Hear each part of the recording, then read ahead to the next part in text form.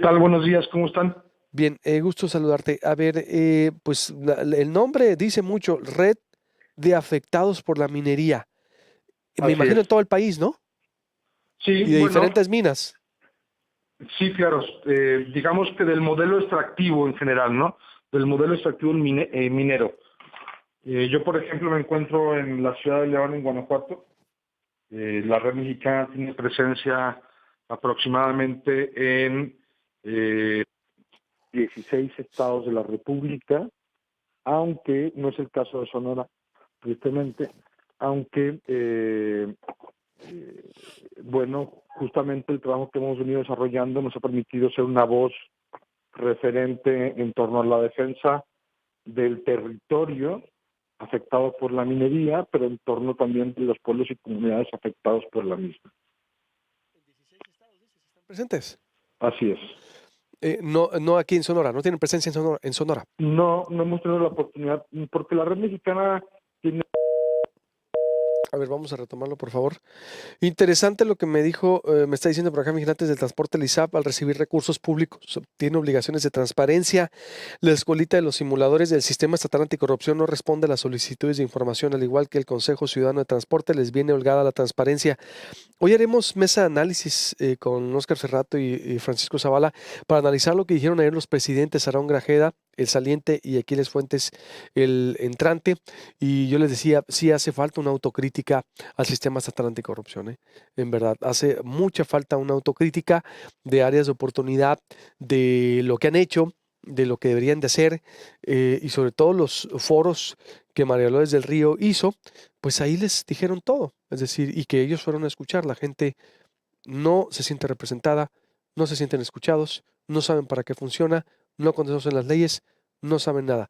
Y se tardaron 2 años en montar una infraestructura en Sonora que no ha estado asequible ni cerca del ciudadano, y hay una ausencia de autocrítica, la verdad, con todo respeto y a los compañeros del Sistema Estatal Anticorrupción, que ven que no ven. Lo invito a ver, está ahí en el canal de YouTube, las entrevistas que le hicimos. Hoy vamos a analizarlo. De hecho, a ver si hay espacio todavía para jalar a Vigilantes del Transporte, que ha sido alguien que pues, muy crítico también en esto, que le ha dado seguimiento, porque pues ocurre que el problema, ciertamente hay que fortalecer las instituciones, pero hay que también, vaya, evaluar a las instituciones, y las que no sirven, los que no han cumplido, reformarlas o pues quitarlas o dar pasos. Sonora, y no es problema de instituciones, Sonora tiene la Contraloría, la Fiscalía Anticorrupción, que pues simplemente tomó otro rumbo distinto al que tenía, y los resultados ahí están, por supuesto, muy, pero muy cuestionables, en lo que se convirtió en un aparato de persecución política, per se. El ISAF, que son informes a la carta, es decir, eufemismo, todo cuidado para que el gobierno en turno no, el turno quien sea, ahorita es el PRI, pero si esas instituciones no son realmente independientes, no vamos a lograr que haya en verdad contrapesos que no teman al poder y que sean al margen, gobierne quien gobierne. Porque el gobernador en turno, pues las instituciones se van y se doblan, y la verdad necesita haber una gran reforma en Sonora. No se necesitan 8 dependencias para pues no estar investigando nada, ¿no? Por ejemplo, de este sexenio, por ejemplo, ¿no? Sí, ya a los panistas los hicieron pedazos, pero de este sexenio, por ejemplo, es decir, pues no hay denuncias, no pasa nada. Y la gente no les cree. Y lo único que me gustó es que dicen, pues aceptaron. Exactamente, la ciudadano no cree. ¿Por qué? Pues hay mucho ahí que hacer. A ver, ya retomamos otra vez. Ahora sí, Gustavo Lozano ahí está, integrante de la Red Mexicana Afectados por la Minería. Adelante. ¿Qué tal? ¿Me escuchan?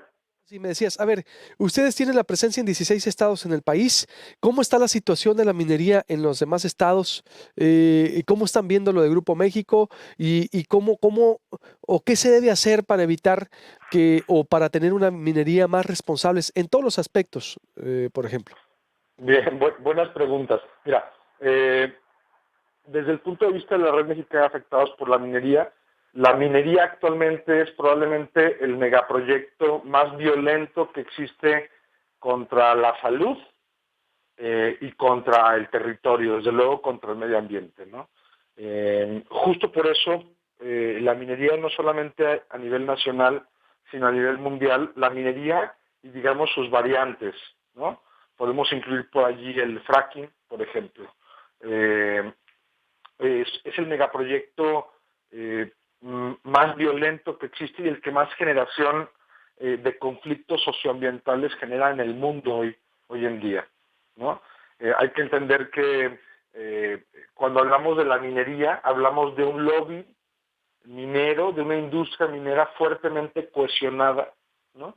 Que se comporta en bloque en relación con las reivindicaciones sociales para que la minería pues no se comporte como suele comportarse en nuestro país.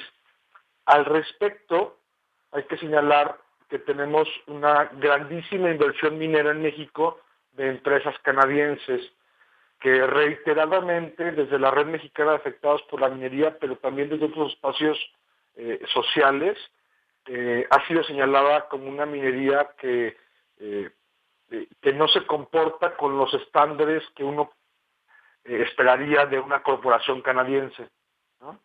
Y en ese sentido, junto a las mineras canadienses, que son las más fuertemente señaladas por la manera en que tienen de operar en México, ponemos a Grupo México justamente, ¿no? De todas las empresas mineras mexicanas que existen en el territorio, probablemente la empresa de Grupo México sea la empresa que más explicaciones tenga que dar a la sociedad, justamente por el desdén con el que se ha comportado, por un lado, de respeto a la ley, ¿no? Pero por otro, de negligencia. Parece que por el caso de los 3.000 litros de ácido sulfúrico, negligencia institucionalizada en su corporación, ¿no? Por ejemplo, Gustavo, Perdóneme. ¿cuántas minas hay en el país? Es un cálculo que será muy difícil de hacer. Te puedo decir, por ejemplo, que existen alrededor de 26.500 concesiones mineras.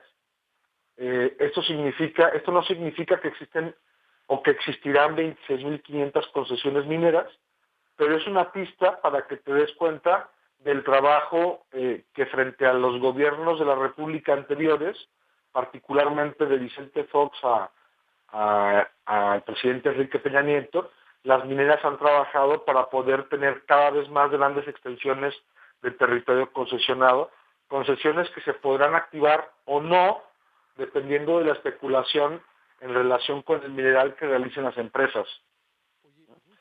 26.500 concesiones mineras vigentes. Claro, vigentes. No, hombre, es parte de lo que se ha planteado ahora en relación con el gobierno de la 4T para que se pueda revisar la entrega de concesiones. Mira, gran parte de los conflictos mineros en México tienen que ver con que desde el gobierno de la República, particularmente la Secretaría de Economía, es quien tiene la competencia para poder entregar títulos de concesión para la explotación minera. El problema, perdón, es que suele entregar, te diría en el 100% de los casos, suele entregar estos títulos de concesión que amparan la explotación de los minerales en el subsuelo de territorios cuyos propietarios no se enteran que sus tierras han sido entregadas en concesión, ¿no? Entonces tenemos grandes cantidades de territorio, por ejemplo, indígena, entregado en concesión minera a empresas o a personas físicas. Tenemos grandes territorios agrícolas, por ejemplo, ejidos o comunidades agrarias, que han sido entregados a empresas o particulares en títulos de concesión minera, sin que las personas que habitan esos territorios estén debidamente informadas y sin que hayan podido participar en el proceso. De modo que el conflicto inicia cuando la empresa se acerca a las comunidades a querer acceder a los minerales porque tiene un título que le ampara el poder explotarlos, y la gente dice, oiga, pero pues es que aquí vivimos, ¿no? Aquí está nuestro cementerio, aquí está nuestra parroquia, aquí está la escuela de los niños, aquí donde hacemos la vida. Y ustedes para poder acceder a los minerales, pues necesitan explotar literalmente el territorio, ¿no? ¿Y Cuando cuántas de las esas? comunidades, perdón, nada más para terminar el comentario, cuando las comunidades dicen no y la empresa dice sí, estamos en presencia de un conflicto socioambiental minero. ¿Cuántas de esas minas vaya, primero, legalmente operando sin problemas operando o contaminando? Es decir, o toda, dices tú, toda industria, como iniciabas, minera debe considerarse como, mm, vaya, una industria que afecta a la Sí, nación. la ¿Sí? posición de la Red Mexicana de la Minería es muy clara, no tiene ambigüedad. No consideramos, bueno, consideramos por un lado que la minería es insustentable, consideramos que la minería es, decía yo, el megaproyecto más violento hacia las comunidades y hacia los territorios. Cuando digo violento, me refiero no solamente en el trato, sino en las formas y las técnicas, sobre todo en las técnicas que las empresas mineras han diseñado en los últimos años para poder extraer el mineral. Eh, Te diría que hay un discurso oficial en relación a los últimos 3 gobiernos de la República y desde luego del lobby minero que ha cooptado grandes espacios dentro de la autoridad para hacer pasar la minería como una actividad que puede ser verde, que puede ser sustentable, que puede ser socialmente responsable. Y el caso es que nosotros desde la Red Mexicana Afectados por la Minería consideramos que no es así. ¿Por qué? Porque la extracción de minerales hoy, en el mundo, en México, pero en el mundo, no tiene que ver nada en absoluto con la relación que las sociedades hemos construido con los minerales, ¿no? Por ejemplo, hoy podríamos prescindir del oro perfectamente, ¿no? Hay estudios realizados por las propias mineras, ¿no? Que establecen la distribución del oro en el mundo. Alrededor del 45% de este oro se usa para joyería.